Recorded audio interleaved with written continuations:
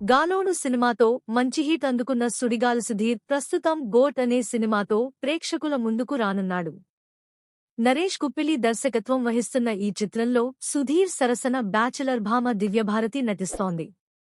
ఇప్పటికే ఈ సినిమా నుంచి రిలీజైన పోస్టర్స్ ప్రేక్షకులను విశేషంగా ఆకట్టుకున్నాయి. ఇక తాజాగా ఈ సినిమా గ్లింప్స్ ను మేకర్స్ రిలీజ్ చేశారు. టీజర్లో సుధీర్ హీరో ఎలివేషన్ వేరే లెవెల్లో ఉంది. ఈ మధ్యకాలంలో ట్విట్టర్లో గోట్ అని బాగా పాపులర్ అయిన విషయం తెలిసిందే. గోట్ అంటే గ్రేటెస్ట్ ఆఫ్ ఆల్ టైమ్ అని అర్థం. తమకు నచ్చిన హీరోలు, సెలబ్రిటీలను ఫ్యాన్స్ గోట్ అని పిలుస్తారు.